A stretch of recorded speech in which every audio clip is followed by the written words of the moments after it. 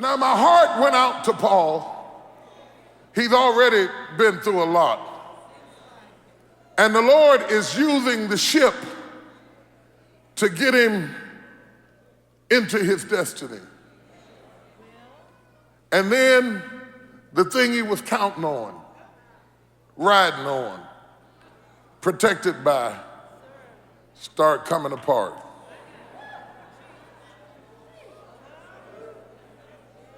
What do you do when what God gave you to ride in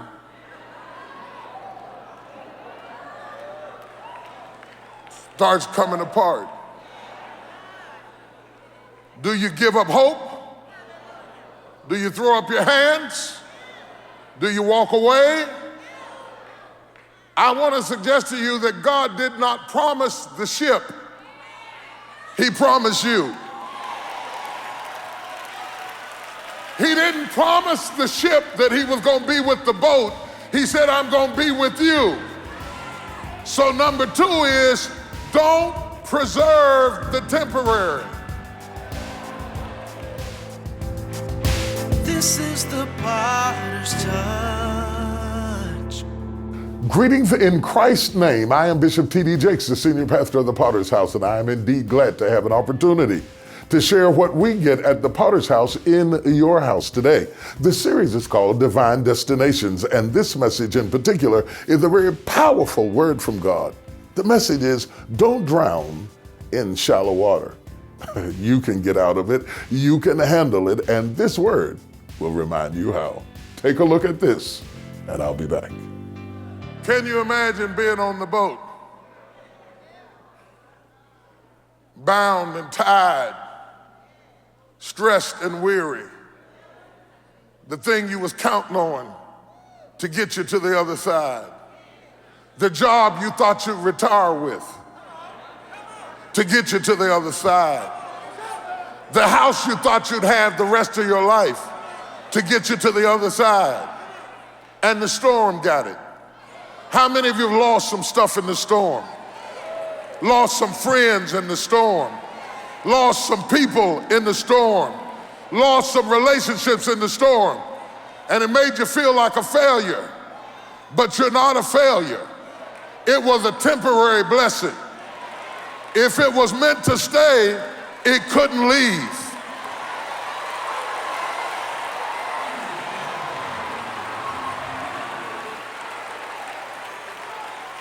In fact, the destruction of the boat could be an announcement that you have arrived at your destination.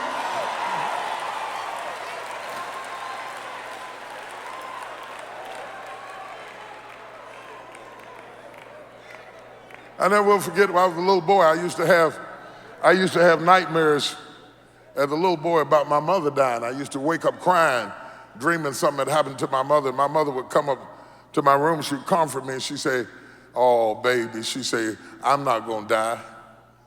She said, I promise you. She said, even if I get cancer, which was the worst thing they thought you could get back then, she said, if I get cancer, I'll fight it till you get grown. That's what she told me. She said, I'll fight it till you get grown. I won't die till you get grown. So in '99, I was about 41 years old, and my mother was in the hospital, and she was dying. I leaned over and whispered in her ear, I said, I'm grown now.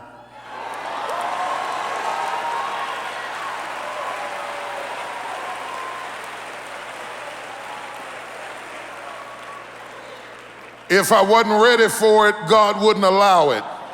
I don't like it, I don't enjoy it, it is painful, it hurts, but if I wasn't strong enough to handle it, he would have kept you here a little longer. If he chose to take you out the way, it must be a sign that I'm close enough to shore that I can make it on the rest of the way. So don't lay there and suffer out of responsibility to me, because I'm a grown man now.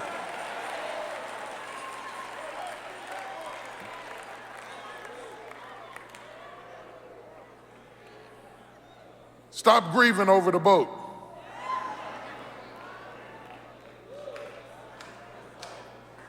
The boat did not retain its original form. The boat did not retain its original form. And I'm going to zero in, I'm going to put an arrow right in the heart of many of your problems. You're in love with what you had.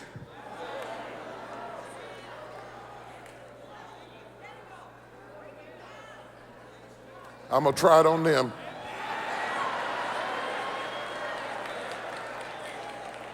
You're in love with what you had.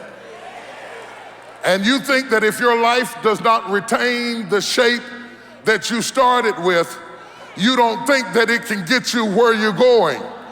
See, the boat didn't cease to exist. It just took on another form. It wasn't as comfortable, it wasn't as glorious, but the Bible said even when life takes on another form and it's all broken into a piece, grab a piece of what you got left and hold on. And the Bible said some on boards and some on broken pieces made it safely to the other side. Just because things are broken in your life doesn't mean you can't survive. I'm going to try it on y'all over here. Just because things are broken in your life doesn't mean you can't survive. Stop trying to glue the boat back together. It may not ever be like it was, but grab whatever it is and hold on to it till you get where you're trying to go.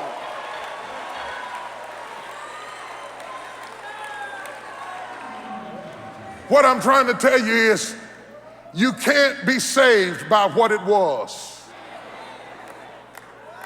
You can only be saved by what it is. If Paul and the prisoners had insisted that the only way they could float was on a whole boat, they would have died in the water.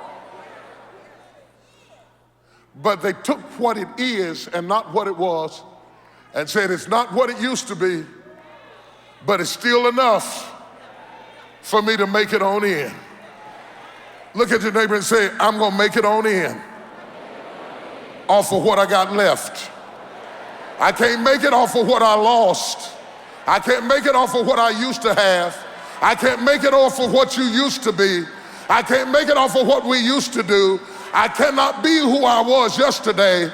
I can only take what I got left. If I'd have needed more boat, he'd have gave me more boat.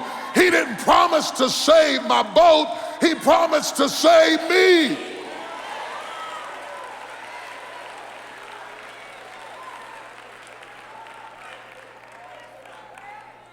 I want you to understand you can make it on pieces. You can make it on pieces. See, I worry about the world we live in today. If we run into real trouble, I don't know if we could survive like we used to survive, because people today don't know how to do anything unless they got everything.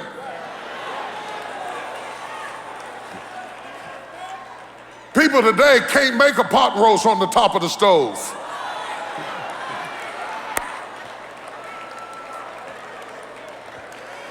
Y'all don't hear what I'm talking about. People today can't make cornbread without milk. People today can't make biscuits without Jiffy. Y'all don't hear what I'm talking about today. People today can't cook grits if they're not instant.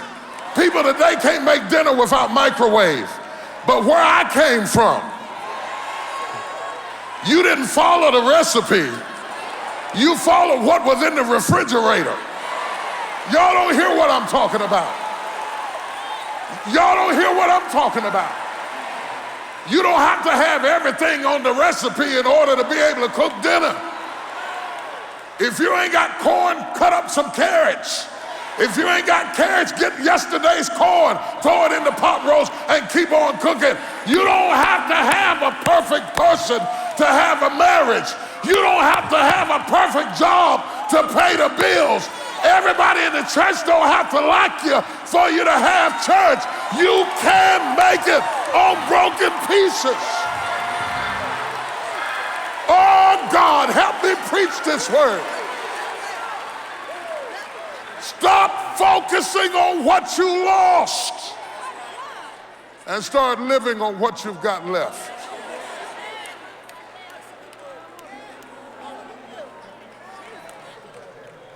I have learned that every blessing doesn't come to stay. Every relationship wasn't meant to last. Every friend is not going to be a lifelong friend. God will send people in your life for a season because you needed that at that time in your life. And if they walk away, don't stand there at the tomb of what used to be and cry over what was, because if you'd have needed them for the future, they would have stayed.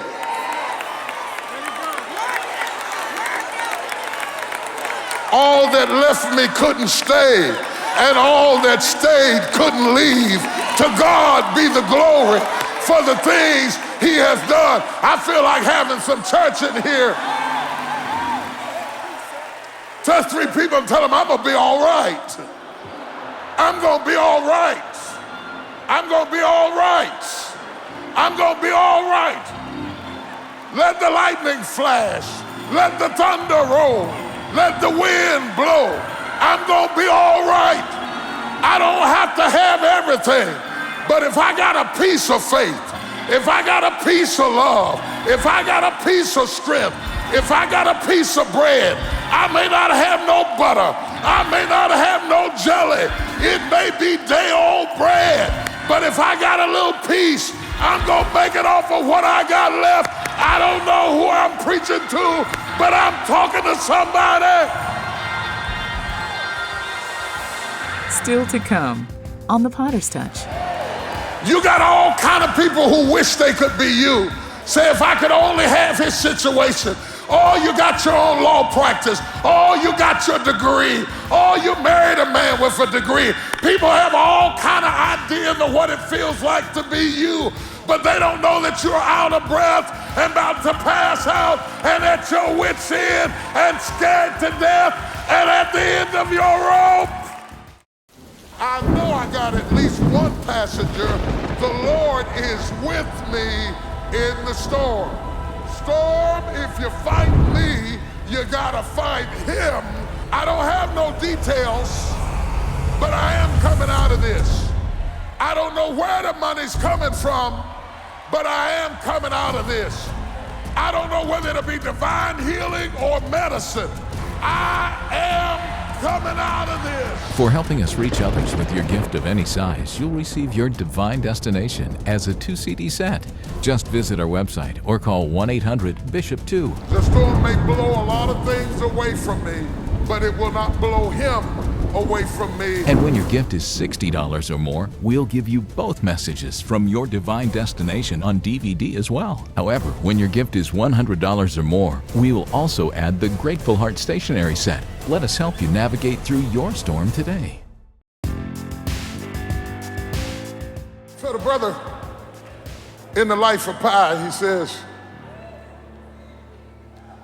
I survived the storm. I survived the pestilence. I survived almost starving to death. I survived the tiger. I survived almost losing my mind. He said, and when I finally got there, he said, I held on to the boat. I was afraid that I would get that close to deliverance and die in shallow water. What is the thing that makes us fearful in safe places?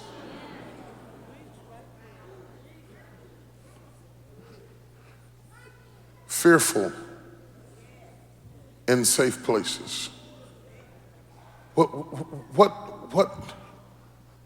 Why is he clutching onto the boat in 2 feet of water? What do you do when your senses are lying to you? When you live in a realm of thinking that you're going to crash, but you're not? Thinking that you can't make it, but you can? Thinking that you're in danger, but you're safe? I'm talking about exhausted emotions. Number 3, Don't be moved by exhausted emotions.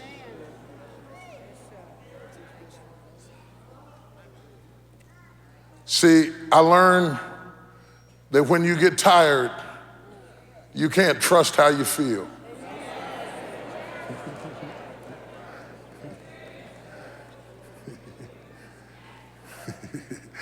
I'm preaching right to somebody. I don't know who it is.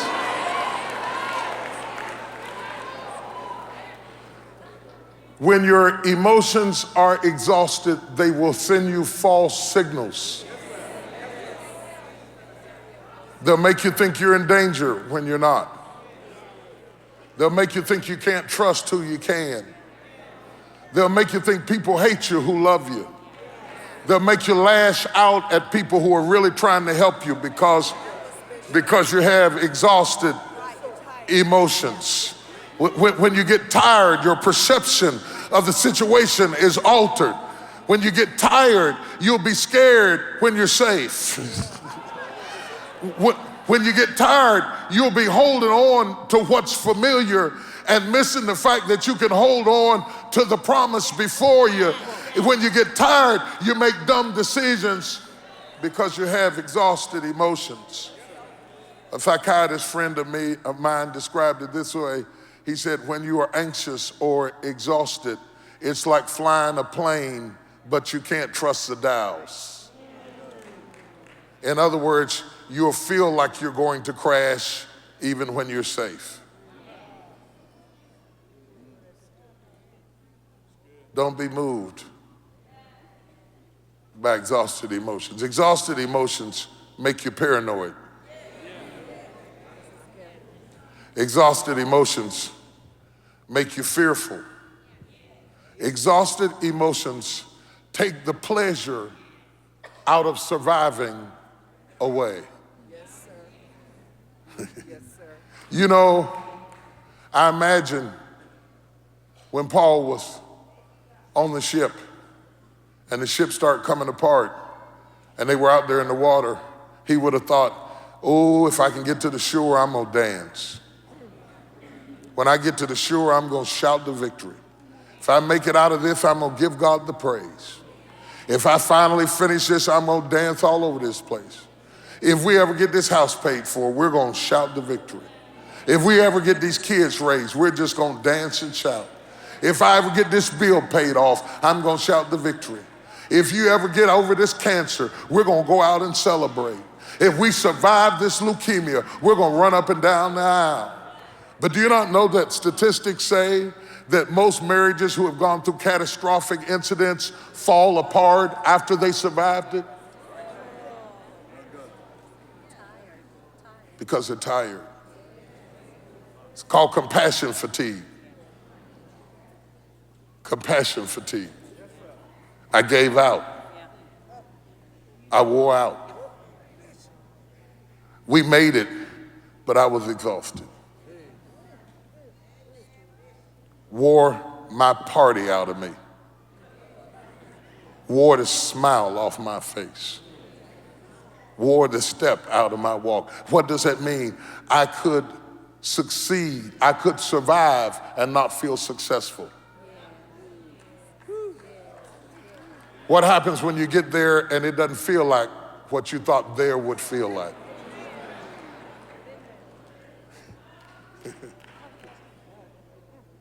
If you'd have told the little girl in you that you would end up at the place in life that you'd ended up now, living in the house you're living in, accomplished as much as you'd accomplished, she'd have thought, oh, if I get that far, oh, that's gonna be wonderful. So why aren't you happy?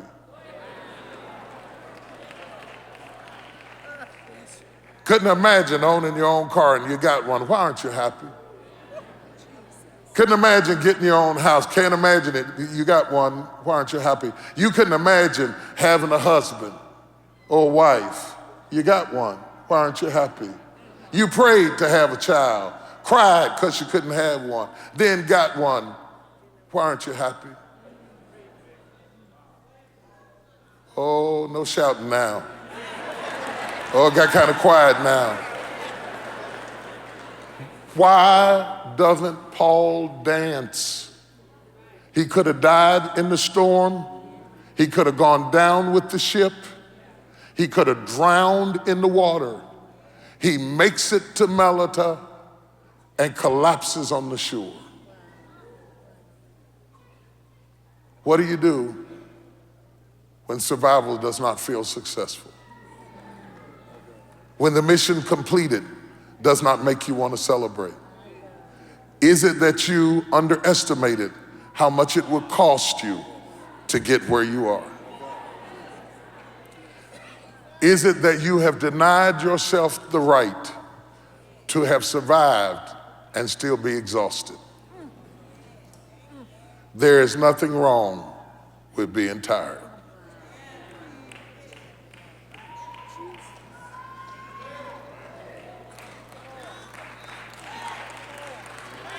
He says, I was afraid to let go of the boat for fear that I would drown in 2 feet of water. You have survived being in 1,000 feet of water. You swam through 500 feet of water. You made it through water that if you hadn't have been tough, you would have drowned in long time ago. You made it through times that tried everything in you that could be tried, and you made it safely to the other side. And now at a moment of celebration, you are standing here still fearful, afraid you're going to die in 2 feet of water. Don't you know you can't trust how you feel? When you're tired, your feelings are off. Your emotions are crazy. You get angry about stuff that's not important. You snap at people who are trying to be nice to you. When you are tired, you cannot live up under your own counsel. If you listen at your own counsel, you will give up in 2 feet of water. And the Lord told me to warn you. Keep on flying, but don't read the dial. Keep on stroking even when you feel like I'm scared to death. You may be scared to death, but you're closer now than you've ever been in your life. I said you're closer now than you've ever been in your life. It doesn't feel like what you think it would feel like. I talked to a young man, he said, I can't imagine what it'd be like to be you. I said, is that what you want to be? He said, oh yeah. He said, oh yeah, if I could just be you. He said, that's absolutely amazing. He said, I'm not trying to wish anything bad on you. He said, but I just love to be you. He said, it'd just be wonderful. It'd just be marvelous. It'd just be spectacular. I said, would it? Are you sure? Are you sure? I mean, from the outside, you got an opinion, but are you sure? See, the problem with the church is we have bought into these mystical, magical things where people come up and lay hands on you and give you a double portion of their spirit, and they confer blessings on you, and they confer the anointing on you. Let me tell you something, most of that is garbage. You want to get my anointing? Suffer like I suffered. Cry like I cried. Do without like I did without. Crawl with dirt in your fingernails. By the time you get through bleeding and crying and suffering and you finally get there, it's not going to feel like what you thought it would feel like, because along the journey, it costs you so much to get there that success doesn't feel successful. Survival doesn't make you want to celebrate. Paul made it to the shore, but he was almost dead. Who am I preaching to? You got all kind of people who wish they could be you. Say, if I could only have his situation. Oh, you got your own law practice. Oh, you got your degree. Oh, you married a man with a degree. People have all kind of ideas of what it feels like to be you, but they don't know that you're out of breath and about to pass out and at your wit's end and scared to death and at the end of your rope. But touch 3 people and say, hold on, hold on, hold on.